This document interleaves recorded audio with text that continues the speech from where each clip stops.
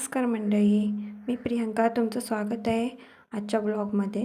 जर तुम्ही कालचा ब्लॉग पाहिला असेल तर तुम्हाला काल मी संध्याकाळी खोबरं किसून ठेवलेलं ते दाखवलंच होतं. तर मसाला करायचा होता म्हणून मग मी सकाळी कांदा कापून घेऊन ठेवला आणि मसाल्याची तयारी करून ठेवली.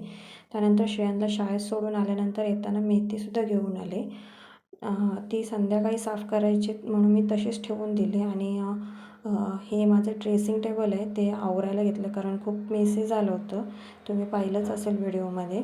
मग ते पहिलं सगळं सामान कपाटातलं काढून खाली ठेवून दिलं आणि कपाट नीट सुक्या फडक्याने पुसून घेतलं. त्यानंतर हे बघा, एक एवढा पसारा त्या कपाटात पडला होता. तर हे जे कागद तुम्हाला दिसतं ते श्रेयांच्या शाळेमध्ये वापरायचे होते. त्याला फुलपाखरू बनवून द्यायचं होतं त्या कागदाचा, त्याच्यामुळे ते ठेवले होते व्यवस्थित. तर ते तिथेच पडूनच खराब होत होते. आणि हे कपाटात मला जुने फोटो मिळाले, आमचे सगळ्यांचे फॅमिली फोटो आहेत ते. त्यानंतर मग मी एका डब्यात क्लिप ठेवून दिले कारण ते जेव्हा वापरायचे असतात आणि यूज करायचे असतात तेव्हा ते नेमकी मला मिळतच नाहीत. मग मी ते एका डब्यात ठेवून देते. आणि हे बघा, साफ करता हे अशी करामत्या करून घेतल्या. बऱ्यापैकी एका टायमाची मुलतानी माती ही सगळ्या अंगावरच सांडली. मग अजून एक थोडं काम वाढलं, ते साफ करून घेतले. त्यानंतर मग मी औषधाच्या छकुलीच्या आणि श्रेयांच्या बॉटल एकत्र करून ठेवल्या बाजूला आणि ते सगळं कपाटात लावून घेतलं. त्यानंतर जे माझे मेकअपचे 2 बॉक्स होते ते खाली केले कारण ते सुद्धा खूप मेसी झाले होते. बाहेर गेलो की त्यातच सगळं भरून ठेवायचे, काढायचे आणि वेगळं असं ठेवता येत नव्हतं. त्याच्यामुळे मग ते सुद्धा आवरून घेतलं. तर मी एका डब्यामध्ये असे मंगळसूत्र ठेवते डेली यूजचे, त्याच्यानंतर मोठे कानातले, नेहमीच्या यूजचे कानातले, क्लिप वगैरे असे वेगवेगळ्या डब्यांमध्ये ठेवते, जेणेकरून मला ते जेव्हा गरज असेल तेव्हा पटकन सापडले जातील. तर मी असं सगळं नीट व्यवस्थित ठेवून दिलं. हे बाकीचं जे वापरायचं नाही ते मोठ्या डब्यात ठेवून दिलं होतं. आणि सगळं आवरून झाल्यावरती हा माझा मेडिकल डबा आहे. तर सगळं आवरून झाल्यानंतर मग हे जे मी कार्यक्रमासाठी दागिने घातले होते ते सगळे असेच टाकून दिले होते, ते पण त्यांना पण व्यवस्थित ठेवून दिलं. आणि माझा सगळा मेकअपचा बॉक्ससुद्धा क्लीन करून घेतला. आधीचा ड्रेसिंग कपाट आणि आत्ताचा हा ड्रेसिंग कपाट किती फरक पडला आहे ना. पण आता हे किती दिवस असंच राहतं आहे काय माहिती नाही. पण बघू, जोपर्यंत मला नीट ठेवता येईल तेवढे दिवस मी ते व्यवस्थित ठेवण्याचा प्रयत्न नक्कीच करेन, म्हणजे मला अजून काही दिवसांनी काम वाढणार नाही. तर हे असं सगळं क्लीन करून ठेवलं. वरच्या सेक्शनमध्ये औषध आणि खालच्या सेक्शनमध्ये सगळ्या माझ्या वस्तू मेकअपच्या ठेवून दिल्या. त्यानंतर मग ते काम झाल्यानंतर मग मी फ्रीज क्लीन करायला घेतलं. त्याआधी म्हटलं पहिलं फ्रीजचा वरचा कवर साफ करून घेऊया, कारण देवपूजा करताना सगळं अगरबत्तीचं सगळं धूप सांडून जाते त्याच्यावरती.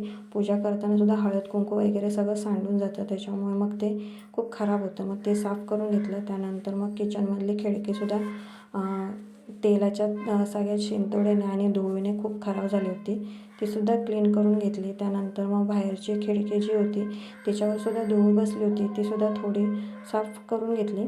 आणि तिथलं सामान जे मेसी झालं होतं ते सुद्धा व्यवस्थित लावून घेतलं. त्यानंतर टी व्ही समोरचा जो कपाट आहे, तो छकुलीचा कपाट आहे, तो सुद्धा व्यवस्थित पुसून वगैरे साफ करून घेतला. त्याच्यावर हे डेग आहेत त्याच्यावरसुद्धा धूळ पडली होती, ती सगळी धूळ व्यवस्थित साफ करून घेतली. आता ही एवढी साफसफाई कशासाठी, तर संक्रांती तर येतेच आहे जवळ, पण माझे आजी आणि माझी मम्मीसुद्धा येत होती माझ्या घरी. त्यामुळे आमच्याकडे कसं आहे, कोणी येणार असेल तर आम्ही थोडंफार घर साफ करून ठेवतो, कारण जेणेकरून घरी येणाऱ्या पाहुण्याला आपल्या घर हे थोडंफार व्यवस्थित आणि क्लीन दिसेल आणि त्यालासुद्धा घरी आल्यानंतर घर बघूनच बरं वाटेल. त्यामुळे मग मी थोडंफार क्लीन करून घेते. तर संक्रांतीसुद्धा होती, म्हटलं चांगलं डीप क्लिनिंगच करून घेऊया. हॉलमधलं क्लिनिंग झाल्यानंतर मग मी किचनमध्ये आले. किचनमध्ये आल्यावरती हे अगोदरच मी साफसफाई किचनची केली होती, त्यामुळे जास्त काही काम करावं लागलं नाही. फक्त जी डब्यांवरती आणि बाकी ठिकाणी धूळ पडली होती ती साफ करून घेतली. आणि मी हे डब्यांखाली अशी पेपर हातरते, त्यामुळे जास्त धूळ पडत नाही आणि खालचा कटाडासुद्धा खराब होत नाही, चिकट होत नाही. काही वस्तू ठेवल्यावर, त्यामुळे मग मी पेपर हातरते जेणेकरून पाणी वगैरे सांडलं तरी ते कटाडा खराब होणार नाही. ते क्लीन झाल्यानंतर मग मी किचन ओट्याच्या खालचा पसारा साफ करायला घेतला. तिथे मी कांदे वगैरे ठेवते. तर हे बघा, मी किचन क्लिनिंग चालू होतं माझं आणि छकुली ही मध्ये मध्ये येऊन व्हिडिओमध्ये डिस्टर्ब करत होती. तिला खूप मजा वाटत होती. त्यानंतर हे सगळं किचनचा ओटा सगळा साफ करून घेतला आणि मग सगळं साफ करून झाल्यानंतर कचरा काढून वगैरे घेतला आणि श्रेयांला आणायचासुद्धा टाईम झाला होता. तर मग त्याला घेऊन आले आणि त्यानंतर मग चहा पावडर वगैरे संपत आली ती भरून ठेवली. तयार केलेला मसाला मिक्सरमध्ये वाटून घेतला आणि येतानाच आम्ही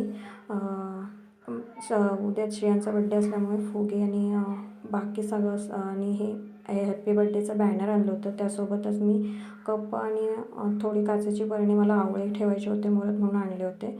त्यानंतर बाहेरूनच आम्ही डोसा मागवला होता, तोच खाल्लेला आणि संध्याकाळी मग मी मेथीची भाजी साफ करायला बसले आणि ह्यांनी त्याचा स्कूलमध्ये कुकचा ड्रेस हवा होता, तो तयार करत बसले होते.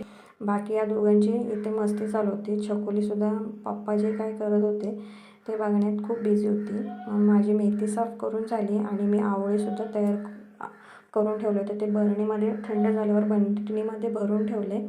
इथे त्यांचंसुद्धा काम होतं झालं होतं. हे एक बनवून तयार झालं होतं त्याचं ॲप्रन कुकचं. मग ते टोपी बनवेपर्यंत मी म्हटलं फ्रीज साफ करून घेते. तर फ्रीज साफ करून घेतलं. याआधी 15 दिवसापूर्वी मी फ्रीज साफ करून घेतलं होतं, त्याच्यामुळे जास्त काही काम करावं लागलं नाही. थोडंफार ओल्या खडक्याने पटापट पुसून घेतलं जेणेकरून जास्त वेळ जाणार नाही माझा वाया.